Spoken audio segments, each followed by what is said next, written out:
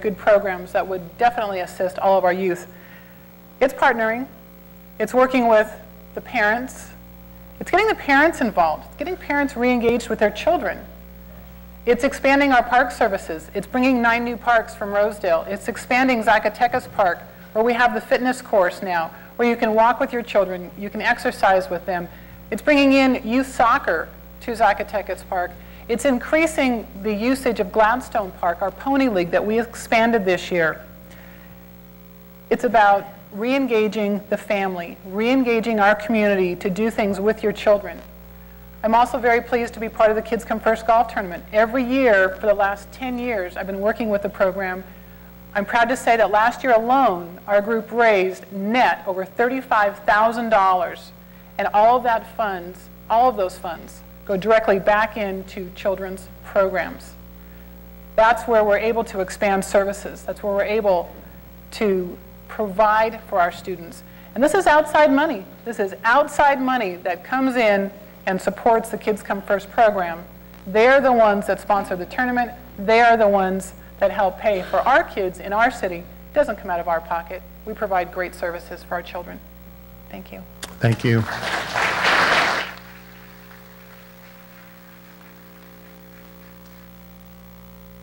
This is another long question, so you're going to have to bear with me, but I think it's very apropos.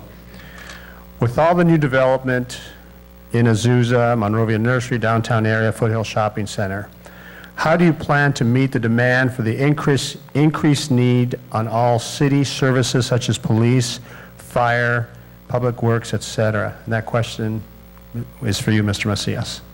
Thank you. How are we going to meet that need? We took steps when I was city treasurer. This goes back 4 or 5 years ago.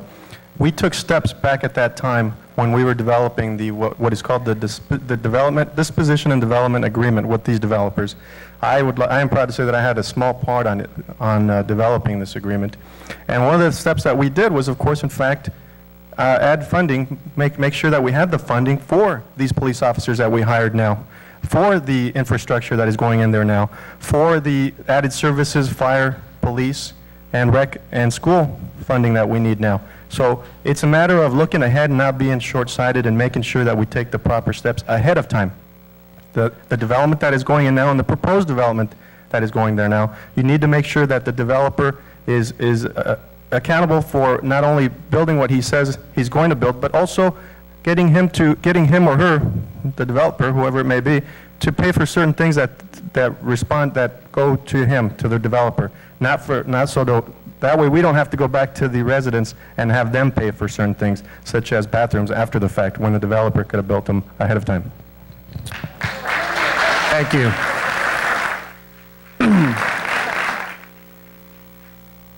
Mr. Alveraz, with all the new development in the former Monrovia Nursery, the downtown area, Foothill Shopping Center, how do you plan to meet the demand for the increased need on all city services such as police, fire, public works, etc.?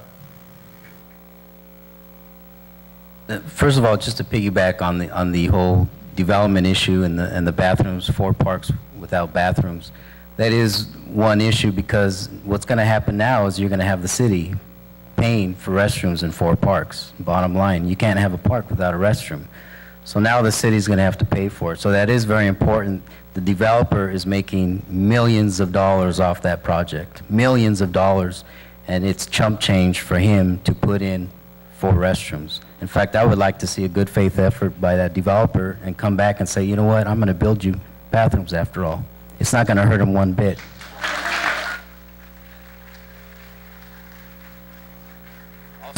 Also with all the new homes, we're going to get more money in property taxes. That's true. However, the real money is in retail. I think we all know that retail.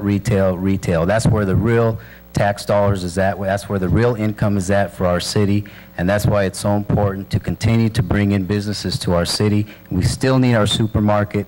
We need to, I'm guilty of it too. I shop sometimes outside of Azusa. I don't like to do that, but I have to do that. And that's what we need. We need to bring a supermarket here. We need to have a variety of restaurants, large and small, so we don't have to go outside to other cities and shop or go out to eat and things like that.